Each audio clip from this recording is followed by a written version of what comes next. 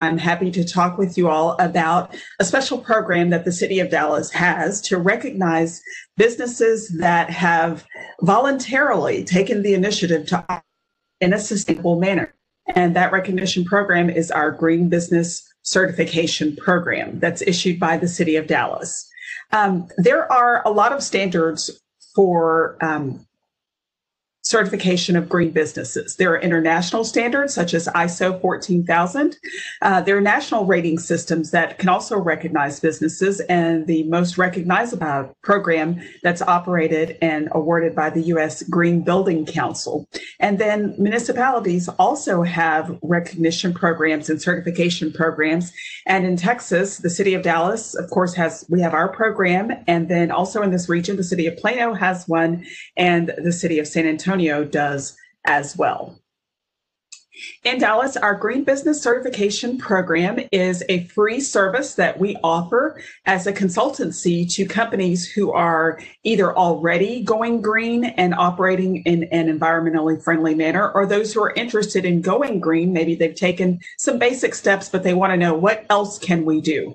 And it's a way for us to just recognize those efforts that they have already initiated to prevent waste and to operate in a sustainable manner. This program also supports and helps us to provide technical assistance and training to those businesses.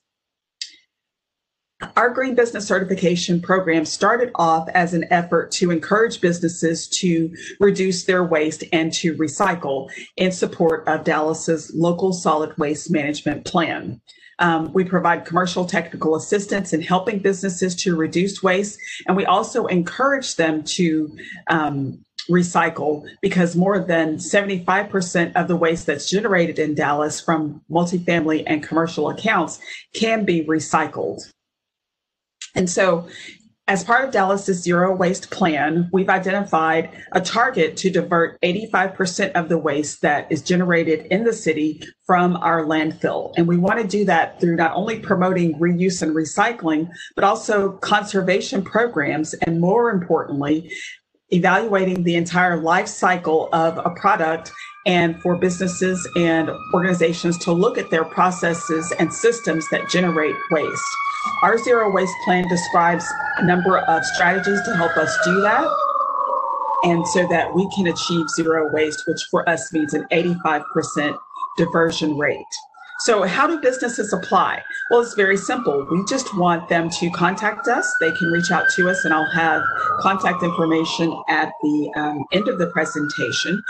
If the business may not be aware of the program, but you go into a business and now you know about this program, you can refer them to us, or you can contact us and say, hey, you all at the City of Dallas, you really need to check out this business or this company or this organization, because I think they're doing great things.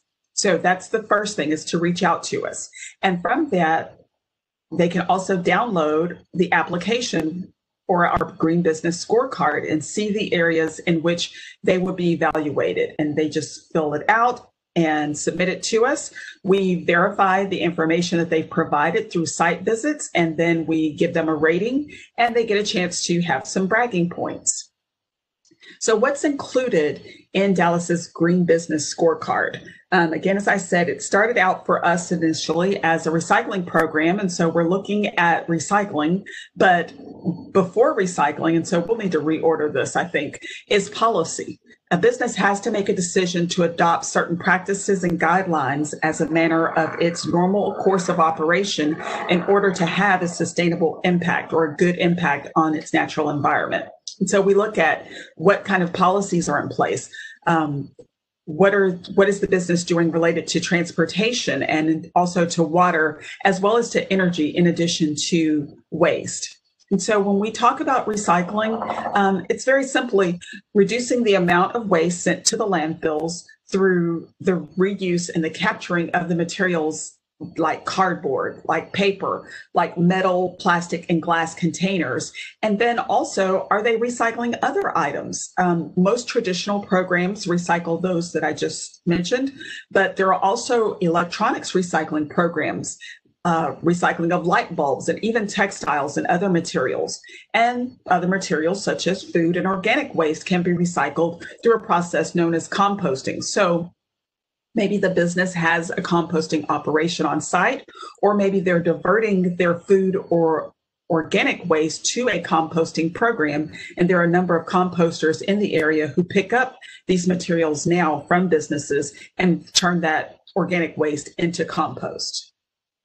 So when we talk about policy, businesses can get points on our Green Business Scorecard by being aware of Dallas's zero waste plan and implementing their own. So, for example, does the business discourage the use of things like water bottles and other single-use plastics? Do they not use plastic bags in their operations? Instead, are they using paper bags exclusively, or encouraging the use of reusable bags? Has the business established a policy that, as a part of its normal operations, it wants to divert materials from the garbage can? Do they have a target goal already set? Do they have employees and workers who are familiar with those goals, who are working actively as part of a green team to help implement the sustainable practices that the business wants to follow? In the area of transportation, again, we're looking at what is the business doing to focus on sustainable transportation, so that as a part of their operations and the operations of their employees and their customers, what are they doing to help reduce harmful emissions, and how are they working to impact the environment? So do they participate in a bike sharing program? One of the most meaningful experiences that I've had recently in travel is I stayed at a hotel that offered in San Francisco, and the hotel said, we love ride sharing programs, but we want to make free bikes available to our patrons to bike around our city. And so is the organization doing things like that? Does the business offer telecommuting or a flex policy for employees? I know that many of us who can are working remotely or telecommuting to work and doing a lot of virtual engagements. But is this something that the business has embraced and will embrace going forward? This is a way they can score points on the Green Business Scorecard. Does the company participate in commuter surveys to help create a plan to improve sustainability? And this is a really big one that is very important. There's a lot of federal money available for installing electric vehicle charging stations. And so in Dallas, if in particular a multifamily property is interested in doing this, please send us an email at dallasrecycles@dallascityhall.com, and we can connect you with some funding opportunities that are available in this area. So when we talk about water conservation, water, as we know, is the most important natural resource that we have. And so it's important that we all do what we can to conserve and preserve our water supply. And so from a business's standpoint or a company standpoint, what are they doing around landscaping? Are you incorporating xeriscaping techniques? I love this photo here because right here we see that not only is there landscaping drought tolerant and drought resistant, but we also have a permeable surface here. Rather than concreting, from here to Oklahoma, are we using surfaces that allow stormwater runoff to soak into the ground to encourage natural filtration? Because we know that any water that leaves our property is not filtered before it makes its way into our creeks, into our Trinity River, and eventually into, for us here in North Texas, the Gulf of Mexico. So what is the business doing in those areas so they can get points for that? Are they reusing the water? So are you capturing rainwater for irrigation so that you're not using good, clean drinking water, because that's essentially what's coming out of every tap and every fountain, for irrigation? Are you using appliances that offer low flow opportunities? So for example, with your sinks and toilets, are those low flow? And then in the area of energy efficiency, this is another exciting picture. I love to see this. This is from one of our certified businesses. On their roof, they're using solar panels. So are you using solar panels or wind power or a more efficient energy source to help save money on your bills, but also to help improve air quality and reducing carbon emissions in our natural environment? businesses can also have timed lighting or light sensors that recognize, hey, it's sunlight. We're getting a lot of good natural sunlight. We don't need to have the light so bright, or are using LED bulbs and things that save energy. Also, are utilizing any tracking tools. A lot of, especially large developments have HVAC managers and tracking equipment to manage that. So another way, and we talked earlier about a national standard, you may not pursue LEED certification, or an organization may not pursue LEED certification, but that doesn't mean that you can't be designed to LEED standards. And so there's an entire that is actually very, very rewarding and has a great impact in how businesses operate. So in design and in redesign, being able to do that to a LEED standard to improve your energy efficiency is key. So those are the levels, those are the areas that we look at for a business's operations. And we have 4 levels of green business certification. So the first is kind of our entry level, is our bronze. So businesses that are doing some basic level environmental best management practices in at least 2 of those areas that we talked about. And then it progresses from there. Right now in Dallas, all of our businesses are gold level certified, and that's because we just added the platinum level, but we do have some that are going for that. They are looking to increase their level of certification. And so some of the reasons that we want to encourage businesses to pursue this certification and recognition, for us, the primary reason is that it's good for the environment. For many businesses, it saves money. It also improves employee wellness and productivity, especially when and morale, especially when you consider that for those companies that encourage walking, or that encourage rideshare, that encourage telecommuting, it helps improve the quality of life of your employees. It also provides you a marketing edge over your competition. We have a whole marketing materials that the businesses can use in their campaigns. They can put the certification on their website. We've got stickers. We like to brag about them and help them to be able to do the same. And it helps to increase their awareness and their recognition as an environmental leader, not only with their customers, but also with their competitors. And so these are just a few of the businesses that have become gold certified at the City of Dallas. We've got a wide range of types of businesses that have pursued the certification. The Bank of America Plaza, the Fairmont Hotel in downtown Dallas. Good Co-working is one of our more recent ones. We've got some restaurants. This is one of my favorites, More Disposal Service. So we have a company who is in the business of managing waste, and they also managing their own waste and their own operations in an environmentally sustainable manner, and that's More Disposal.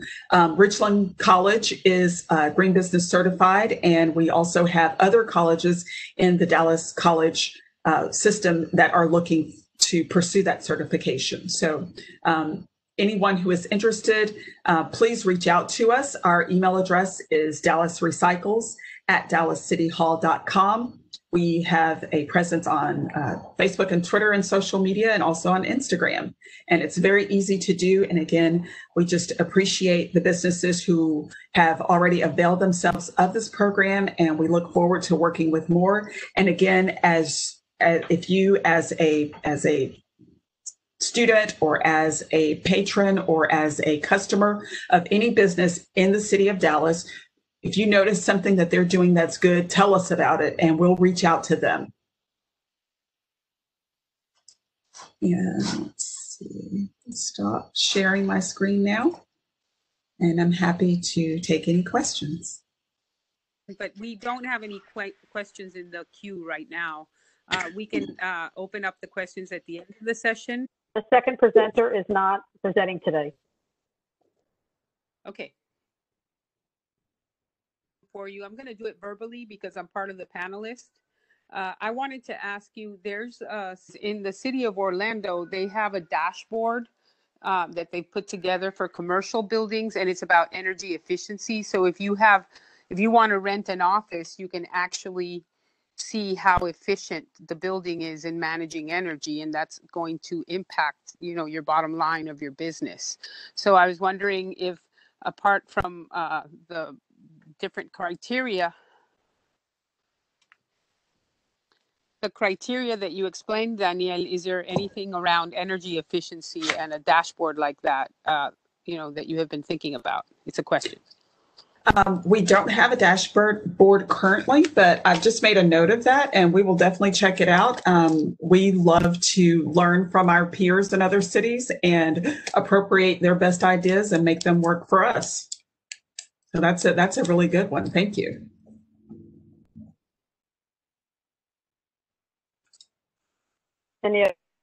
Any other questions?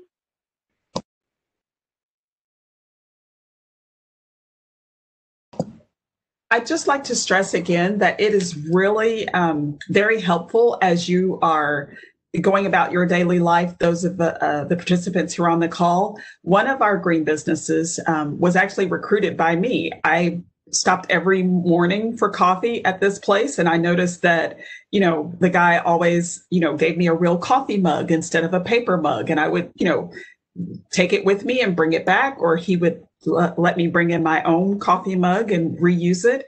And so one day the light bulb kind of went off, and I said, hey, what else are you doing? Let me turn on my camera. I said, what else are you doing here, Michael, over at Full City Rooster, just south of downtown Dallas? And he said, well, I've got this really energy efficient coffee roaster. And I thought, wow, that's really cool. And so my colleague, who was actually going to give today's presentation, but he's not well, so I'm pitch hitting for him. My colleague reached out to him and had him complete the application, and Full City Rooster Coffee Roasters Studios is now one of the city's green business certified organizations. And so, we see stuff and it just kind of passes us by, but as you're going about the course of your normal operation, if you see a business that's doing something really good, or if you think they might be a good candidate for our program, please refer them to us, because we're looking to grow and expand the program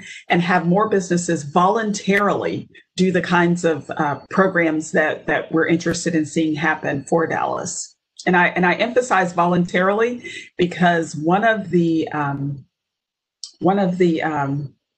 objectives in our local solid waste management plan, as well as in our comprehensive environmental climate action plan, is to require some of the types of things that are captured under our current voluntary program. So, for example, requiring commercial recycling is something that is probably going to be coming very soon to the city of Dallas. And we do have a question in the Q&A. Amy Finley is asking, once business receives a green certification, can the badge credential be shared or posted on the business website? Absolutely. We encourage it. Can you give some examples of the businesses that are green business certified? Yes. Yes. Okay. So one that I mentioned is Full City Rooster. The Fairmont Hotel is one. Turn Composting is another. There is, we talked in the presentation about, I think it's more waste services, and then a number of office complexes and office buildings that have multiple clients also have the certification. And I think we've got a daycare, which really speaks to their level of commitment. Yeah, I had a question. So do you have to recertify every year? Or I don't know if you said that, I couldn't hear you. Or when do you have to recertify? So right now the program is a 1-year certification. And so like I said, we're looking for businesses to move from where they are to where they would like to be. And right now, most of our businesses, again, because they've made the commitment voluntarily to do all of these actions, a number of them are already at gold, and we've already heard from several of them saying that they are pursuing platinum because now they're thinking about things like, well, what is happening with my landscaping? I've got this wonderful service that comes out and they switch out these plants, but maybe these aren't, plants that are adapted to our area. And so as they're making their landscaping plans, they're redesigning with the mind of we want to increase our points. So for the folks who are participating, I'm really kind of curious, what are some of the businesses that you all are encountering that you think might be good for the city the city of Dallas to go talk to about this program? Do you have any restaurants that you like to frequent? In the presentation, we talked about one, I think it was Mixed, that is doing some good things. Do you have a particular grocery store that you notice, hey, they automatically give us paper bags. They don't ask us for paper or plastic. So if you could drop those in the Q&A as sort of answers, it would really be helpful.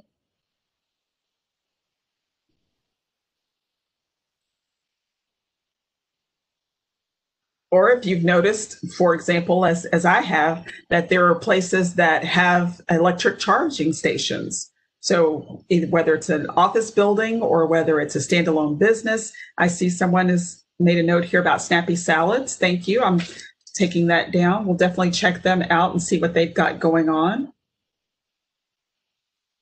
Or Hugo's. Okay. I know another industry that you might not think of as an environmentally friendly one, but dry cleaners.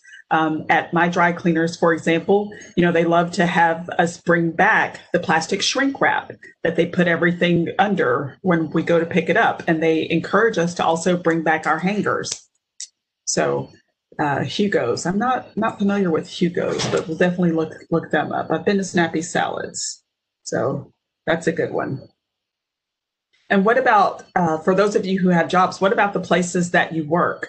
As I mentioned, I know that we have one college in the Dallas college system that is already Green Business certified, and we have a couple other who've expressed an interest. But when you think about where you work at your office or in your job, do you guys have a recycling program in place? Have you ever noticed that all of the lights aren't always on?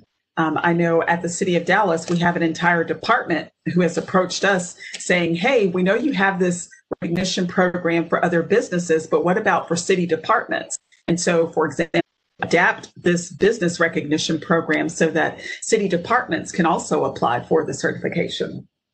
Oh, Hola Cafe. Okay, that's another good one. Thank you. We'll definitely reach out to them and check them out and see if they've got.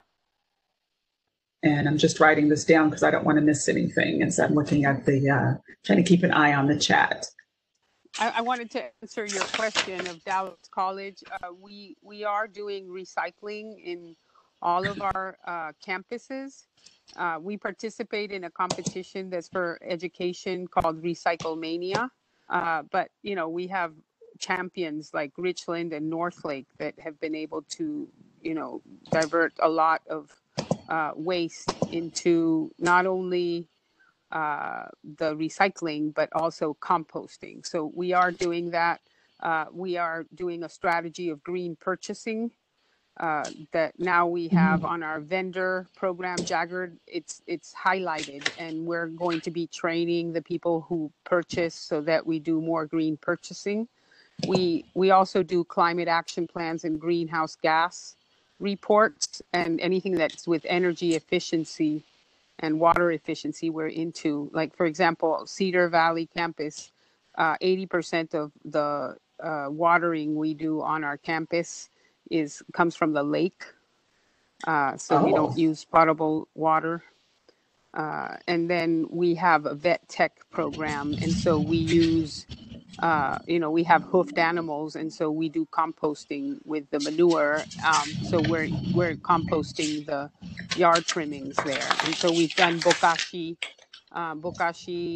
composting with Water is Alive, which is one of the nonprofits that is present here. And this is an alumni, Virginia Kilgore. And so we've been trying to teach about composting. It's a little bit hard because we don't have so much source of food because we only have Subway.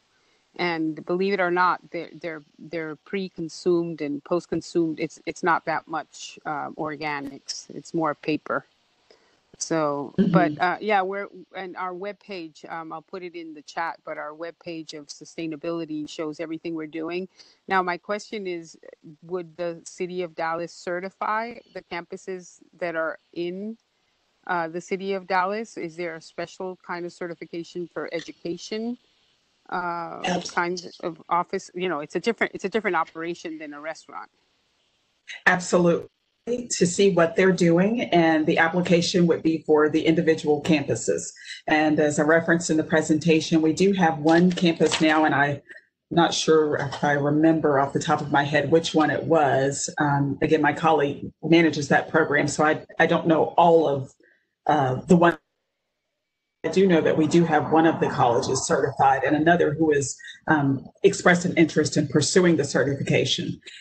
The whole purpose of this program is to just kind of bring recognition to what organizations like Dallas College are already doing. I mean, many of the things that you've talked about are on the scorecard. You've also referenced a number of initiatives that are not. And so there's an opportunity to really differentiate your operation and yourself in the marketplace. And we love working with the colleges because there's so much enthusiasm for what we're trying to do in our community around sustainability and protecting the environment. And the fact that Dallas College has a CCAP is amazing. And it's also an area where we, the municipality, are learning from those who are already operating in these spaces about best practices and the best things that need to happen in order to make our environment, our collective environment, one that is healthy for all of us.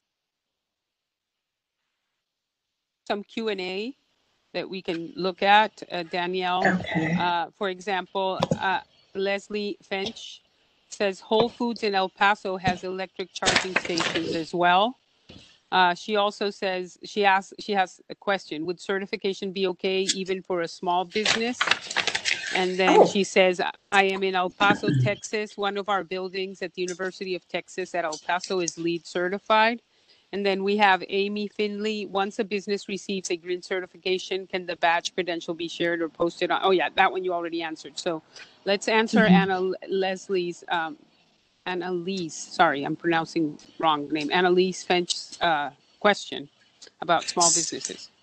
So, Annalise, the great thing about our program is that it's scalable, and the same criteria, the same category are what we're looking for from everyone. And so it doesn't matter how large an organization is or how small a business might be, each of them is welcome in it. As a matter of fact, most of the ones that have the certification that I know about are actually smaller operations. They're not, multinational conglomerates who have, these big strategies and plans already in place. They're smaller, more home-based, more locally, because initiatives that we've talked about. So someone cared about recycling and they said, I want to recycle at work. And so in the case of the daycare center, that's kind of where they started. They said, we want to offer recycling. We see a lot of juice boxes that go out, and I can recycle a juice box at home. Why can't I recycle it at work? And so absolutely, small businesses are definitely encouraged and welcome to apply, as well as medium and large size as well. Good question. Yes, and I wanted to add to that. Let me see if I can put video without losing internet. But Okay. Yeah, because can you see me? Yes. Yes. Hi. And you can hear me. Hi. Yes. Yes. I actually I did my PhD in political science, and my dissertation was about sustainable tourism. And what we developed was a methodology to go to hotels, restaurants, anything that helped the tourism. And they had a self-assessment tool to see how sustainable they were. And we found, for example, I'm originally from Caracas, Venezuela. So I was in the tropics in an island, and we were doing it there. And so we found this bed and breakfast place that the quality, and they were really unsustainable. I mean, they were doing everything wrong. And the baseline they got the lowest punctuation, because they were wasting water. They had a freezer that didn't close well. They had parrots. They wanted to show to the tourists parrots, so they had them in cages. I mean, it was a disaster. I'm just saying, it was a total disaster. And this small bed and breakfast, and so I mean, to make point on the small business. This small business, since it was a mom and dad kind of operation, they were able to switch that around. And the second year, they won not only the most improved category, but they went, from the lowest level to the highest level in a year and a half, because they could really control what they were doing. And another point of view is we were at the Marriott in McAllen, Texas. And what they were doing is they were doing this operation with the soap. They were, people would leave half of the soap and they would clean it and they would make it into small soap and they would give it to people like the homeless, because not having soap and water, it's really, and now with the pandemic.